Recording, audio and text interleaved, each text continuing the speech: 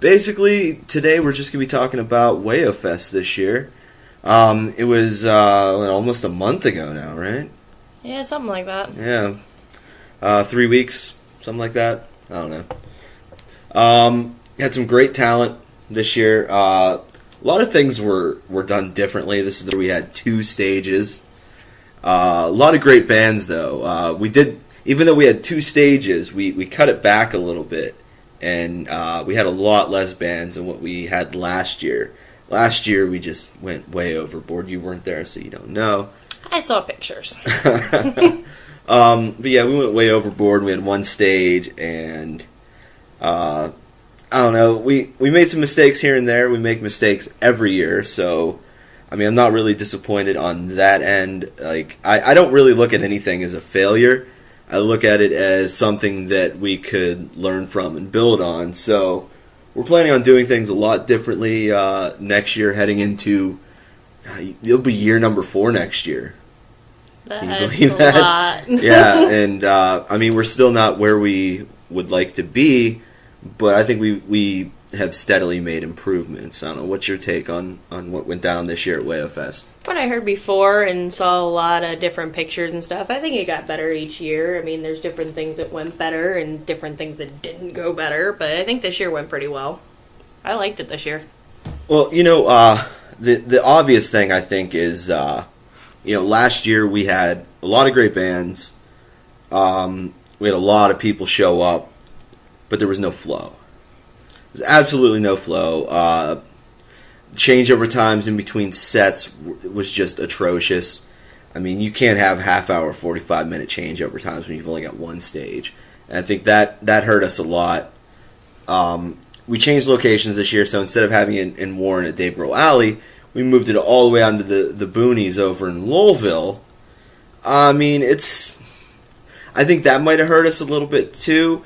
We didn't have a humongous crowd, but the way I look at it, though, is it was a good practice run as far as getting our flow, bouncing back and forth between the 2 stages.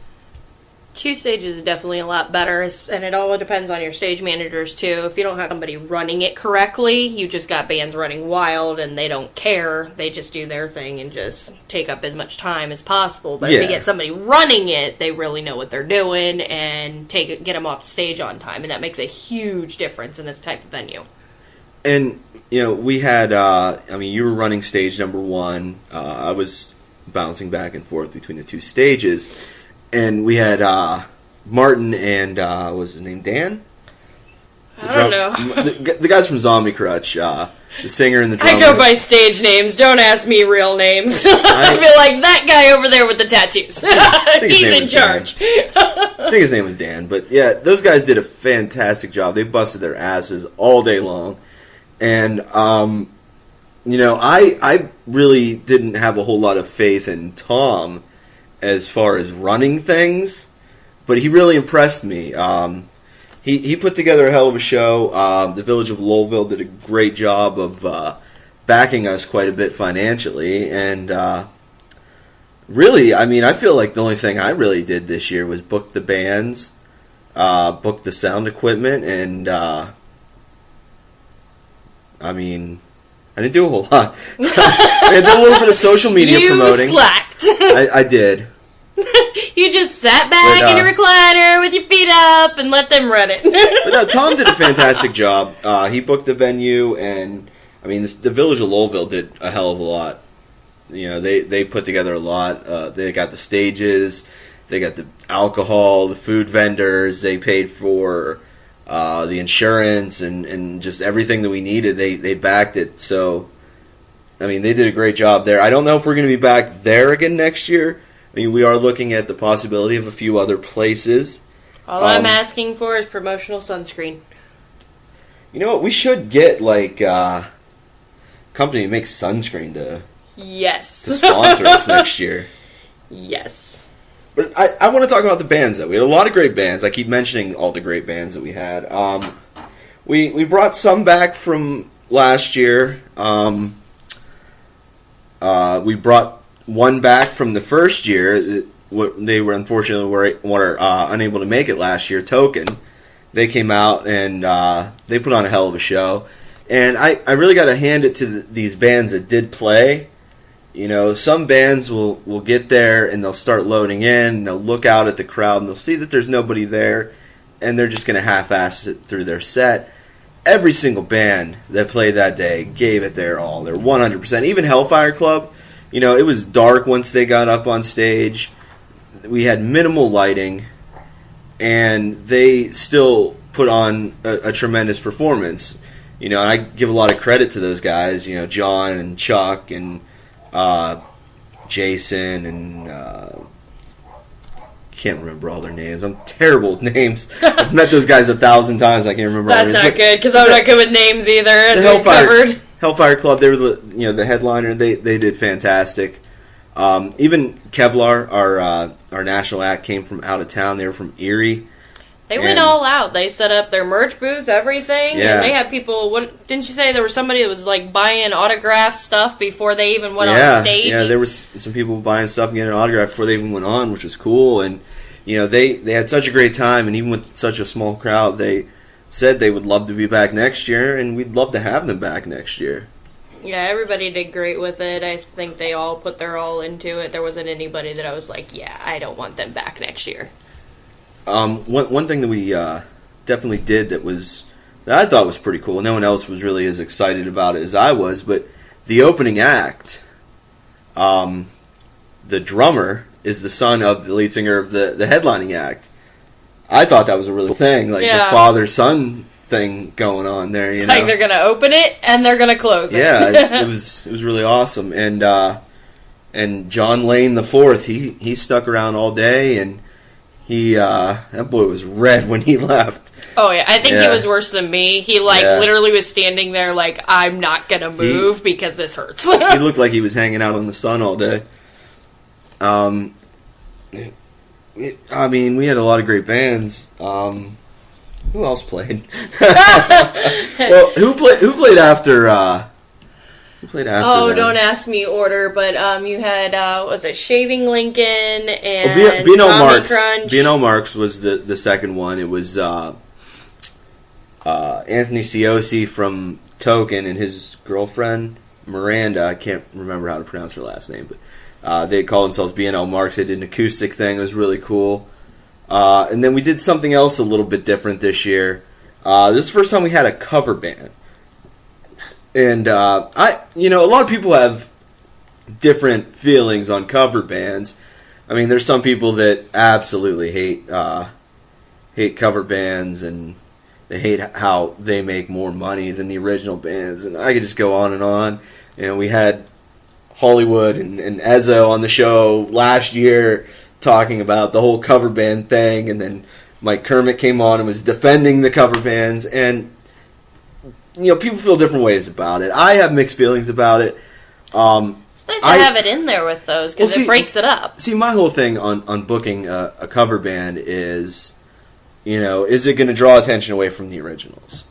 You know, is it going to hurt our credibility? And I don't think it does at all if you mix it up enough. You know, we had one cover band. It worked. It went over very well, and they were local kids, too. They were all from Louisville, which is really cool. I liked kind of, you know, because Louisville's a small town. It's kind of out of the way. It's still in the Youngstown area, but it's kind of out there, like right on the PA border. So I didn't really know how it was going to go over, so I wanted to get some local boys in there. You know, we couldn't get Highland Rose this year. They're all from Louisville. But we got the locals, and they were awesome, you know, and their music was all over the place. I mean, they started off with a Chili Peppers song. Didn't they throw in an Adele song at some point? Yeah, I think they did. They did some old blues. I know they did. Didn't they do Blue on Black? Yeah, they did. Yeah, yes, they did Blue on Black. It was all over the place, but it was like a good all over the place, because everything really cool. They did worked out and it flowed real well. They had two lead singers, a guy and a girl. I mean, they worked together very well. Yeah, it was different. I liked it, and you know, I'd definitely like to have another cover band next year. I mean, you know, for next year, I just want to do it up. You know, I just want to keep getting bigger and bigger with it. You know, next year I'd like to have some of the biggest drawing bands in town there. Like I would definitely love to have the Huck and Philbillies there. Jones for Revival, I think, would be great. Kind of mix it up. We've never had a jam band quite like them. I mean, we've had Antics there 2 years now, and they're kind of jam bandy. But I would love to get Jones for Revival there. They're huge, and they just draw a great crowd. So does Huck and Philbillies. Yeah, absolutely. But if you're getting Jimmy there, you're gonna have to have his Fireball, or he's not gonna show up. Yeah. And then we had the guys from Shaving Lincoln back again. They've kind of been there since the beginning. Joe and Allie, when they were in Amnesty for Astronauts, they headlined Macabre Fest, which was year one. And they've put in a lot of work. Joe did most of the booking for the first year. And as far as promoting goes, they are incredible at promoting just around the clock. Joe and Allie are always on Facebook, just promoting every local show that they come across. And they do a lot of work behind the scenes with Wayofest as well. And then, of course, Tom. Even during the show, they're running around, like, any second they had free, they're running around with CDs and everything else. And Allie made our buttons this year, which is great. I want to thank her again for that. Thank you, Allie. That was awesome. Those were really nice. Yeah. Still got a few left, actually. I think we're going to try to get rid of those next year. And then Token, of course, came back. There was a scheduling conflict last year, and they weren't able to make it. They were kind of disappointed about it, but we got them back this year.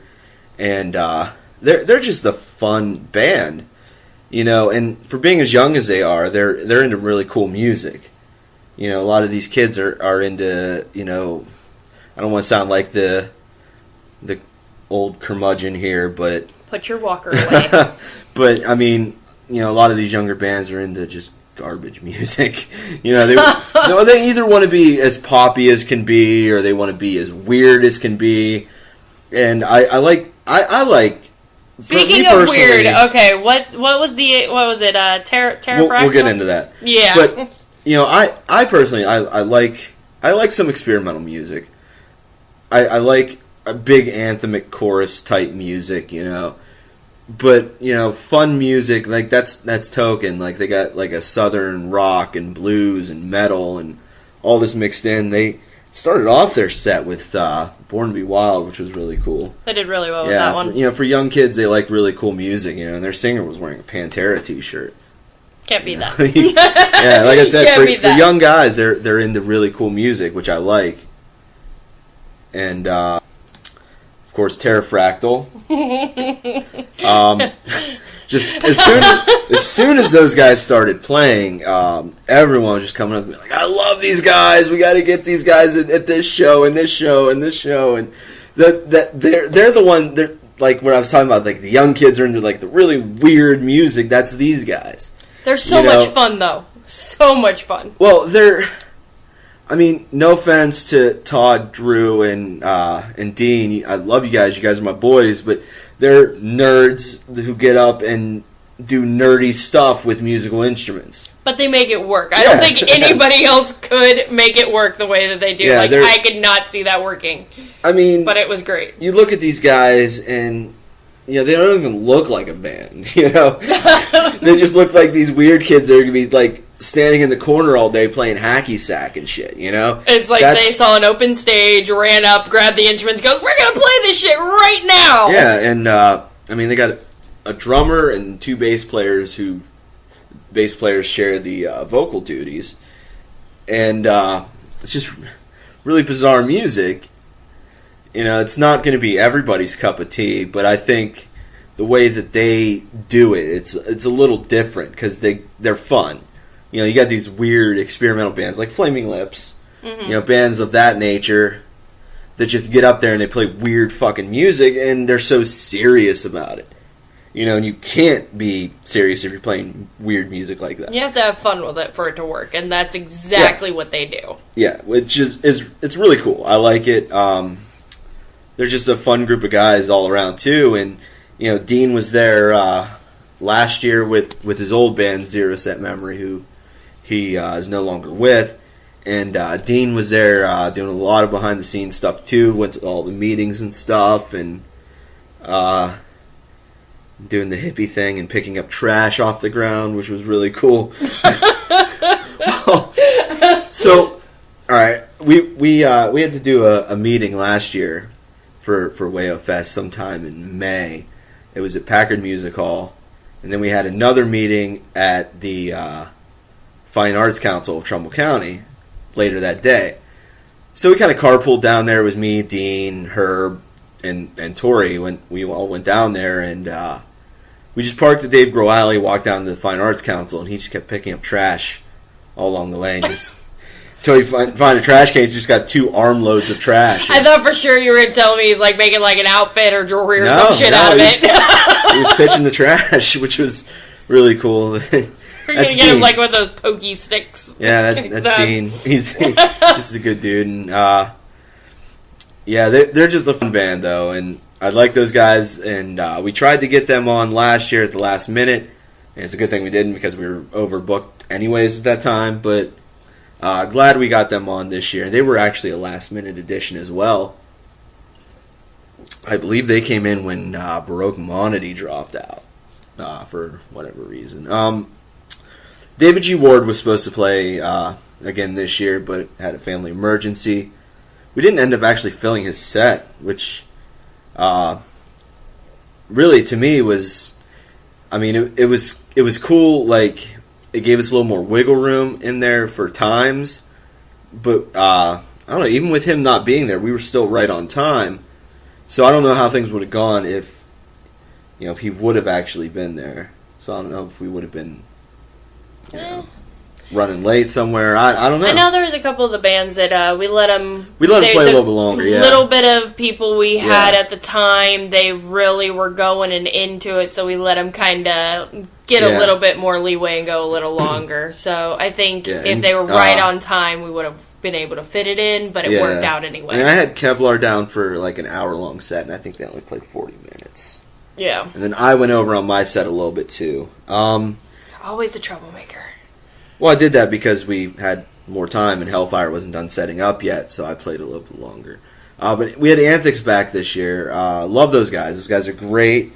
We owe them quite a bit because, once again, the last minute we had sound issues. Not going to go into a whole lot of detail about that, but we had sound issues and ended up having to part ways with the sound company that we were going to use.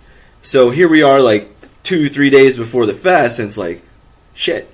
We have 2 stages and no sound. So I had the guys from Antics let us use their practice PA, and then we rented a PA from Hubbard. And it worked out. I mean, the acoustics down there were great. So really all we did was mic the vocals and whatever samples any bands had and stuff like that. And it worked. I don't think it sounded any different. Nobody really came to me and said that the sound was weird because the instruments weren't mic'd. I mean, from a musician standpoint, I thought it sounded great. I thought the sound was fantastic. We had, I was running sound on stage 1. Martin and Dan were running sound on stage 2, and I thought it worked out pretty good. It sounded good. It seemed to go pretty smoothly. I mean, it's not something I would do unless I was absolutely desperate to the point where I needed to run sound that way. I mean, I wouldn't recommend, like, a club, being cheap and just running vocals through their PA. But, I mean, for what we had to work with, it worked out pretty good. And the guys from Antics hooked us up with their PA, so we kind of owe them for that. I mean, even if they wouldn't have let us use the PA, I'd probably invite them back next year because they're just a great group of guys. They are, yeah. I got along real well with them. They put on a good show too. That was the first time I'd seen them in probably about 6 months. Changed a few things up. They're down to just one guitar player now. They got a different bass player. Nave is playing out too during their set, which is really cool. They still got the 2 guys rapping, Nave and Colt, which is really awesome. I like that. I like that they're bringing back the rap rock sort of thing, but then they add in elements of jam band style music with some blues and jazz and reggae and that sort of stuff. They're a good festival band. They're not a mix you normally would like say, hey, we're going to put this, that, and the other together and be like, yeah, that's not going to work. But with them, they make it work and it sounds really And they covered an Afro Man song, which is really cool. You are set on that song. that was really cool. You know, that doesn't happen every day. They did do well with that. I got to give you that. Yeah. They did do well with that, but they did real good all around. We, of course, had Zombie Crutch. Can't forget about those guys. Those guys are the real deal. I mean, a lot of people in Youngstown don't know about them. I think it's just their singer that's from this area. Well, he's not really actually originally from this area either. He's actually from San Antonio, Texas, originally. Lives in this area, though. He's not their original singer. He's a replacement singer, I guess you could say. But those guys are the real deal. They definitely, I mean, the keyboardist and the guitarist are older guys that you could tell have been playing for many, many years. They've got equipment and lighting and stage costumes and makeup, and they do it all up real big. Like, they really play up the whole zombie thing, which is really cool. And I don't even know what you could classify them as. They got a lot of electronics in their music.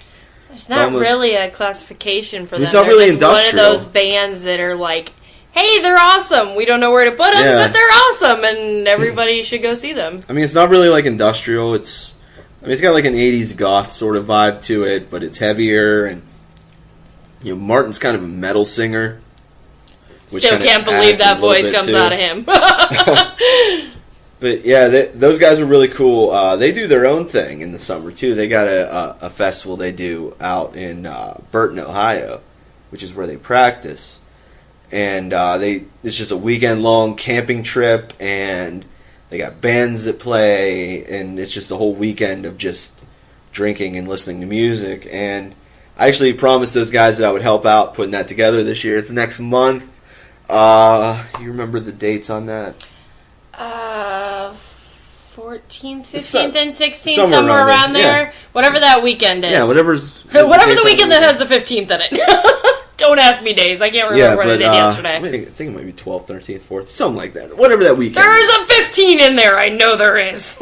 But yeah, they're doing that, and as soon as I know all the details, I'll get that out. But yeah, who else played? Oh, I think we covered everything. Well, Kevlar. I mean, we really didn't get into Kevlar. They're a talented young band. They are. They're probably. I think they're their early 20s, maybe. Somewhere around there. Something like that. When they were setting up, the type of music that came out of them, I was not, looking at them, I wasn't expecting what I heard, but it was still awesome. It was just wait a minute, that's what they're doing? And the fact that it was a girl singer, and she just did awesome. Yeah, Kelsey's fantastic, and not only is she a great singer and songwriter, she's got a lot of stage presence. That whole band. Oh yeah, that was my first thought on her. Jake, their guitar player, is just incredible. To look at these kids, you look at them and you're like, okay, it's just gonna be some emo band, and they get up there and it's a different sort of sound than what you'd expect by looking at them. It's one of those situations where you really gotta say you can't judge a book by its cover, because they don't look like the kind of music they're playing. It's kind of metal, but it's kind of still got that emo vibe, but yet, they throw in some old school thrash style riffs, and it's just very all over the place, but it's very high energy though. Their live performances are just incredible. I've seen them numerous times. I've seen them, saw them at the Agora a few months ago, opening up for Davey Suicide. Saw them last year, the benefit that I emceed for Josie from LA Knights. They played, and I was just blown away. That was the first time I saw them. They're just an incredible band. I like seeing them play, and they definitely got a future in the business if they keep going at the pace that they're going at. And they tour all over the place. A week before they did Wayofest, they had just gotten back from Florida. Well, they did like a whole East Coast thing actually, and then they were up in New York for a little bit. But yeah, they toured all over the place. They got a couple records out, so definitely check them out. Kevlar, they're an incredible band.